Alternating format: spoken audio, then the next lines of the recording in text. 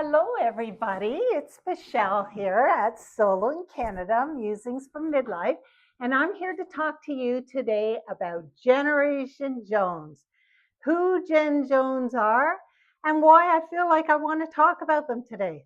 So let's get started. And I've got my laptop here to help me with some of the points I want to make. So, first of all, who were the Gen Jones? Well, the Gen Jones were the second half of the baby boomers. They're a cohort within the baby boomers. Those are people born between 1955 and 1964, which is me and my older brother and my older sister. And so, one of the things that I find particularly frustrating and why I wanted to talk about it today is because nobody seems to know who Generation Jones are. We are all just lumped in this big category called the boomers. And a lot of the characteristics of the boomers don't actually reflect the experiences or the world that we knew or the attitudes that we had as the second half of the boomers. I feel like a lot of the stereotypes that are made about boomers actually have some truth in them when you look at those born between 1945 and 1955. But then from 55 to 64, the world was really different for the second half of us. So let's get into it, and I'm going to sort of bring up the points as I go. So, first of all, um, we were too young for any of the cultural leadership that occurred in the 60s.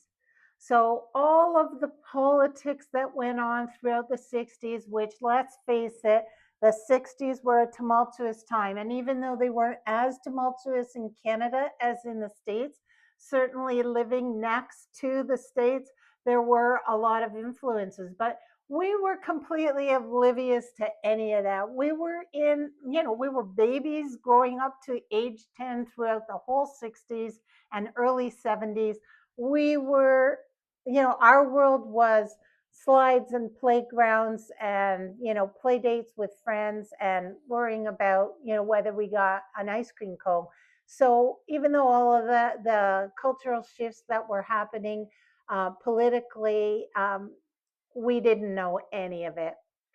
Um, Secondly, we did grow up in the afterglow of optimism, but we didn't experience all of the wonderful things that came from the open opportunities and the expansive jobs that opened up as they did for our older brothers and sisters or next door neighbors who were 10 years ahead of us. So there was that afterglow, which impacted our attitudes because we were taught growing up about all of the wonderful opportunities that were ahead of us. It's just that when we got there, engage in those opportunities as an adult, a lot of those doors were closing or had already closed to us. So instead of having a continued optimism that the older boomers had, we became a little shocked and feeling like we'd gotten sold a bill of goods and felt a little bit jaded and somewhat untrusting of leadership, much like what Gen X experienced. Because even though we were taught one thing, we experienced something dramatically different. Now, the term Jones comes from keeping up with the Joneses, which was something out of the 60s where people were trying to stay in sync with what their neighbors were doing. But that wasn't us, we were babies. So keeping up with the Joneses means, spending the money to get the car that your next door neighbor got, or to upgrade to the bigger home your siblings upgraded to. But those were all experiences that the adults were having in our world. That isn't us.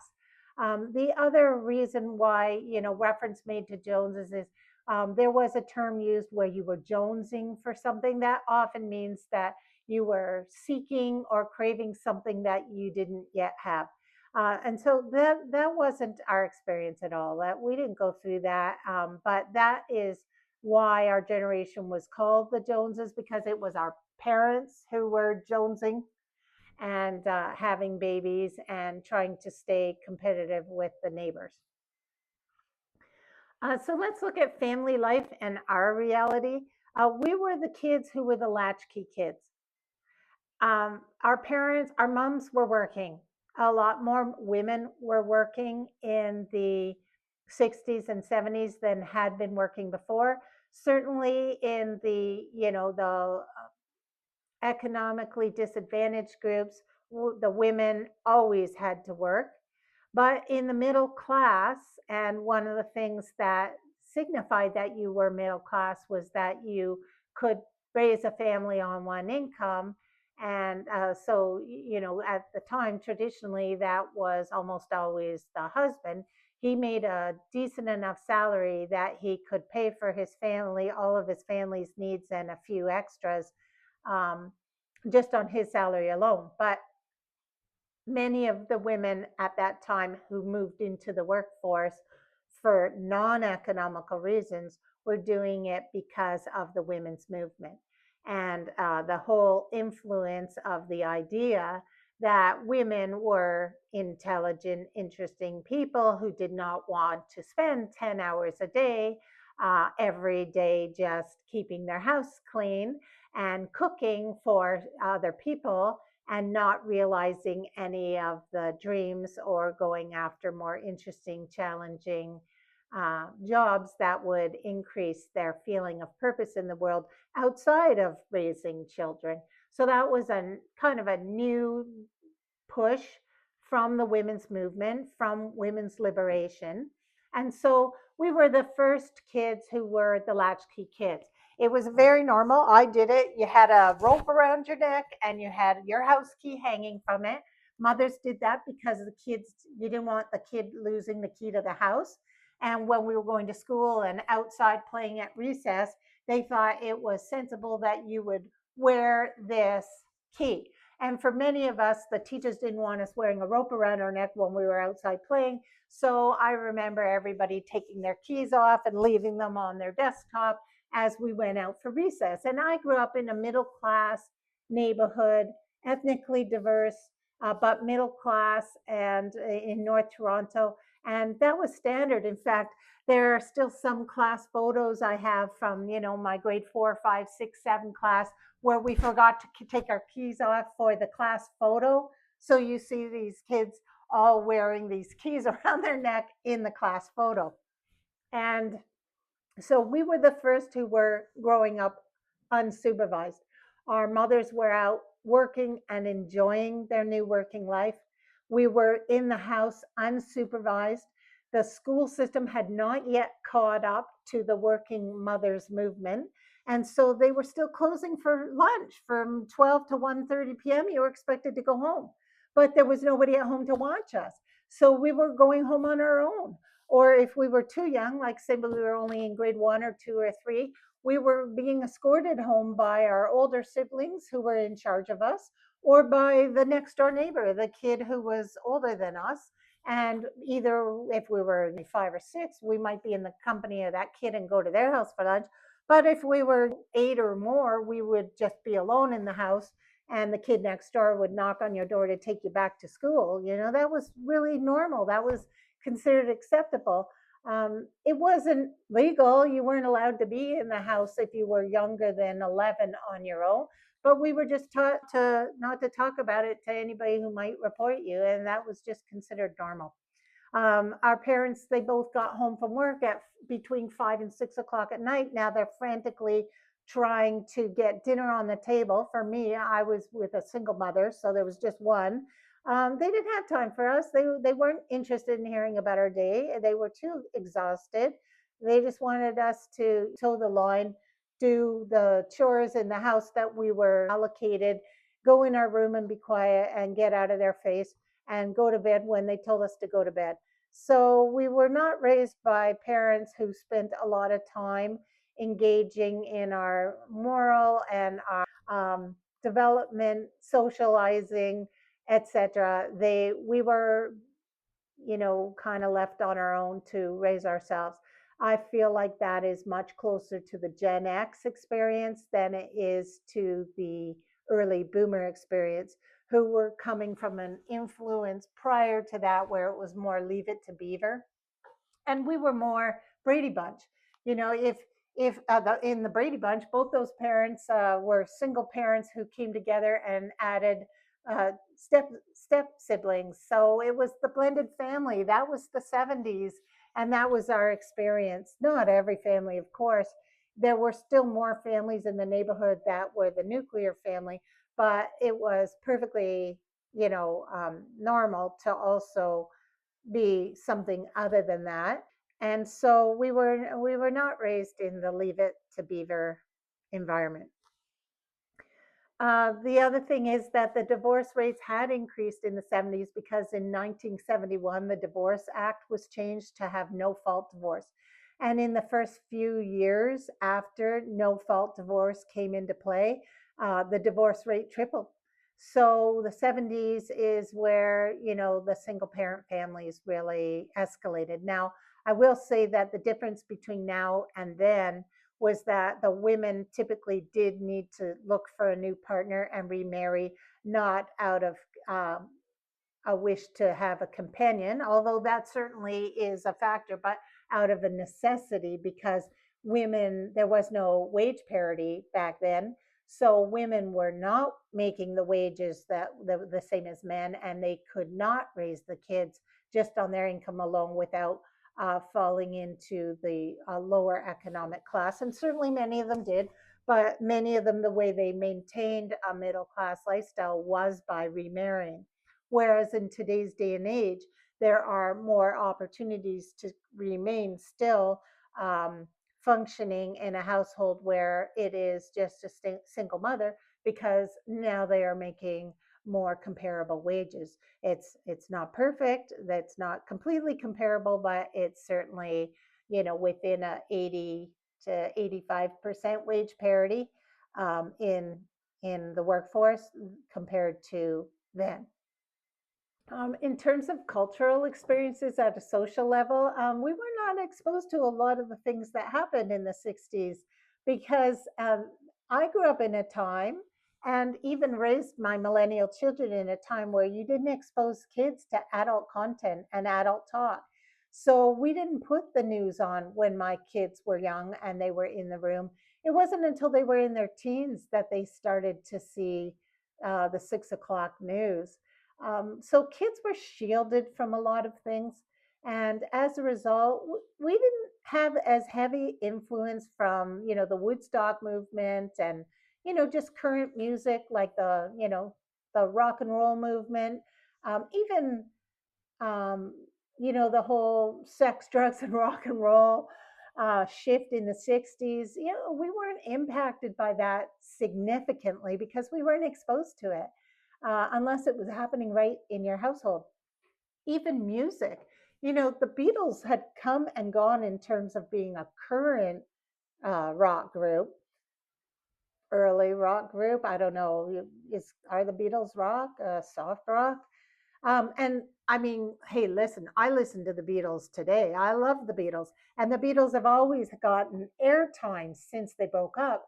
But by the time we were teenagers, when music becomes more, a part of your world, they had come and gone. It wasn't the Beatles that we were influenced by. We were influenced by the Stones, and I'm trying to think of groups from the 70s. Let me see if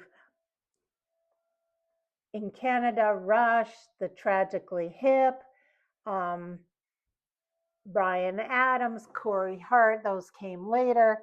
But, in terms of American and British rock groups, would be Blondie, it would be Supertramp, Chicago, Alice Cooper. It wasn't. the Beatles. I think a lot of people think it was because they lump us into those earlier years. And it wasn't Elvis Presley either. That was before our time. We were children at that time. When we got into music, the revolutions were more moving into through the rock and then the new wave and pop rock and then hip hop. That all was happening as we moved into our adult years. Now, in terms of the economic reality, that is where our experience was vastly different than the early boomers. For us, by the time we hit adult age, by the time I was around 19, mortgages were at 19%.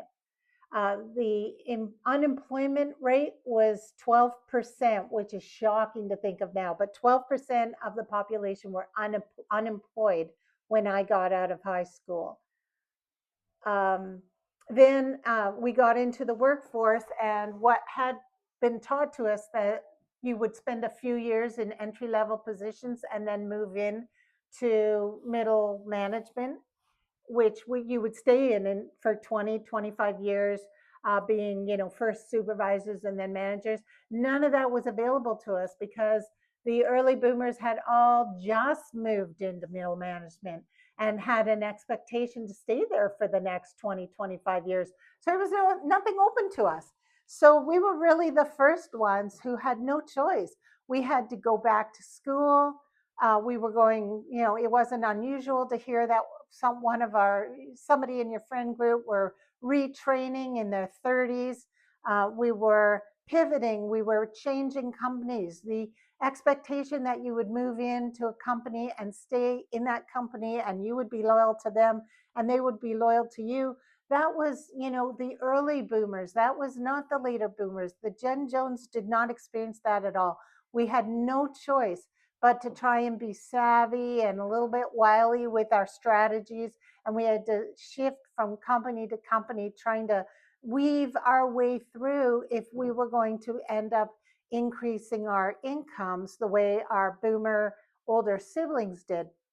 And so as a result, many of us did not increase our incomes for a really, really long time. And you will see that now as we are retiring. We are not in the same economic position as the early boomers whatsoever. In fact, many of us are still working because we still have mortgages. We had a huge setback in 2008 with the whole market almost crash.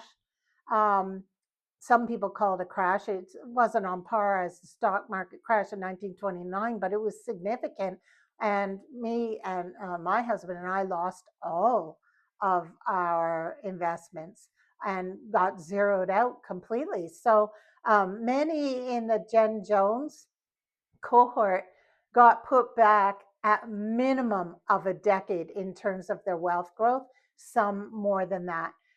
We certainly are not the generation that was buying second homes, owning cottages, owning timeshares. That all went by the wayside for us. So we're in very difficult and very different economic influences than the baby boomers. And I think that's one of the areas where, some of us are the most frustrated is that we get lumped in with the baby boomers and our situation is so different. I see so many Gen Z YouTube videos today talking about the greedy boomers and why don't they just leave the workforce so that the Gen Zs can have the opportunities. But they don't realize that those of us in the workforce are still in the workforce because we're still trying to pay off mortgages and still trying to figure out how we're going to fund our retirement. We had really challenging economic experiences and lack of career opportunities that we went through that just seem invisible to the general world, as Gen Jones completely are invisible. If you talk about Gen Jones, nobody knows who we are. It just seems our whole experience was not witnessed by the world or documented. It's there if you go and you Google it, but nobody talks about it. And that's kind of how we lived our lives too. We flew under the radar. We weren't trying to compete for attention the way the early boomers were, so big that they weren't trying to be. Well, maybe they were expressive in ways that had never been done before, and that was celebrated. But we weren't trying to steal that attention from them, and as a result, nobody saw us or knew who we were or what our experiences were. And then in terms of, the whole women's movement, the other thing that kind of happened to us is for the women is that we were kind of never taught all the way through school that we were going to stay at home and raise families and be a stay-at-home mom. That was never discussed. We were always taught, because it was a new way of thinking with women's liberation, that we could have it all and that we should aspire to get an education and get a career. And so there wasn't anybody in my graduating class at the age of 18 in grade 13. There was nobody talking about wanting to be a wife and mother. That was actually unacceptable. You would not have said that. We were very aware of the fight that the women ahead of us had to go through and all of the inequities that they lived through and lack of power, and that they had fought for us.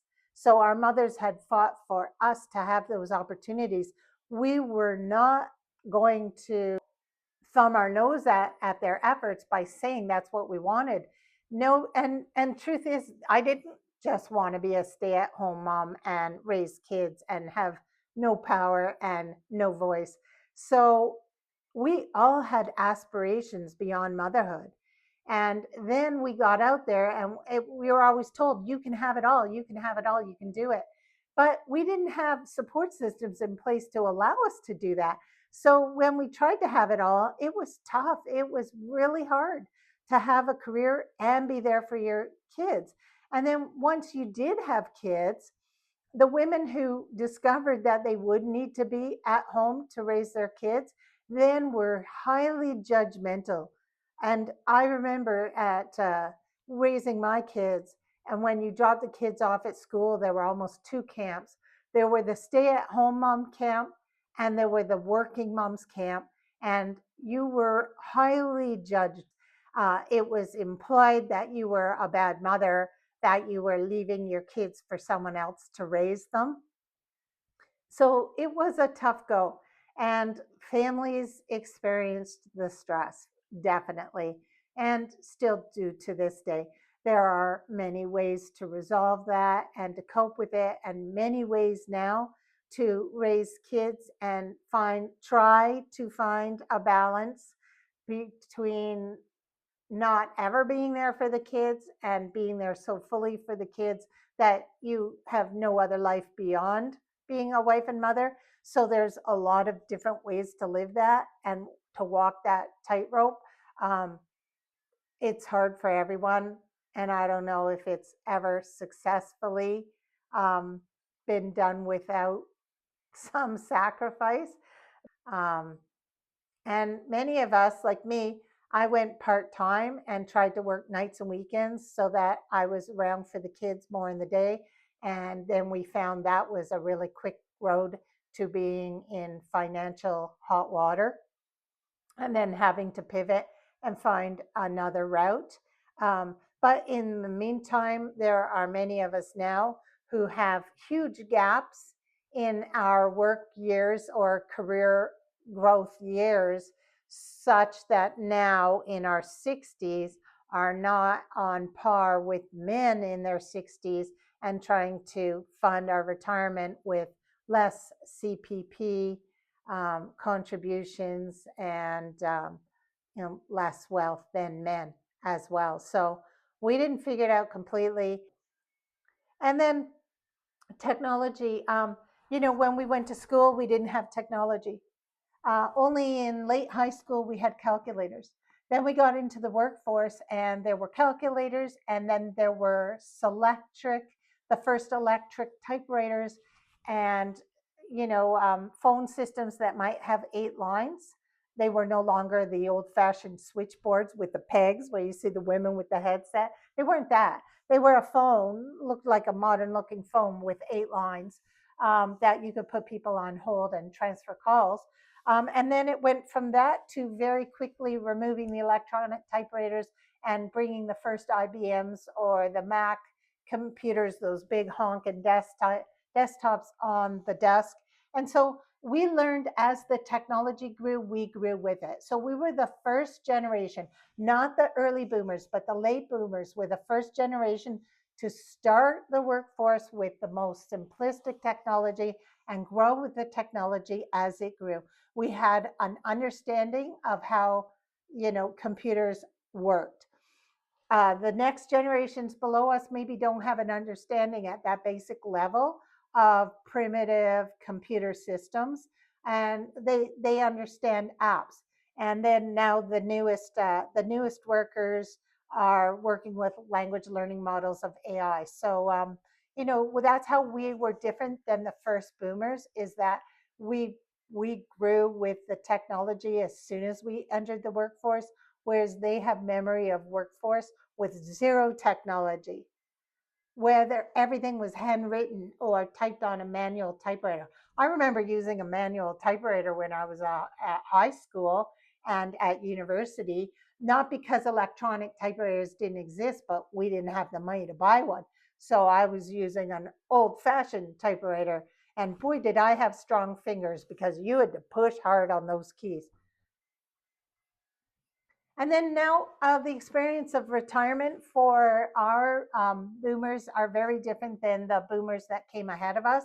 The Jones don't have the money to fund luxurious retirements, don't have cottages, and we don't have defined pension plans. As well, we have put the expectation of perhaps a longer retirement because the whole fitness and health movement came to us when we were impressionable in our 20s. And we might have gotten on that bandwagon, no smoking, and being fit and exercising, and everybody was out running. It was unbelievable to see how many people were out as runners. um, that was really us that went through that and maybe took on that healthy living attitude, although I can't speak for everybody for sure, and there's evidence that not a lot of people took it on. But I think that most of us have an expectation that we're going to live longer than people who are even 10 years older than us. And so we are planning our money not to last to 85. We are planning that our money needs to last till 95. And that means that you're spending it differently. There's a whole generation that is invisible and nobody seems to know about. And those are the Generation Jones, the people born between 1955 and 1964. And sort of the things that the main idea is that we've really been mischaracterized by being lumped in as baby boomers because all of the stereotypes and the influences that are seem to have taken place on those people as they live their life is not our experience. We are quietly strategic, and we have insight into both the traditional baby boomer stereotype and the Gen X stereotype. We have a little bit of both. We balance both. We know a little bit about both worlds, but I think most of us relate much more closely to the Gen Xers than we do the boomers. I was born in 1961. I feel much more aligned with my friends that were born in 65, 67 than I do my friends who were born in 56, 54. And to all my other Jen Jones peers out there, I see you. And thanks for listening today. We'll see you next time. Bye.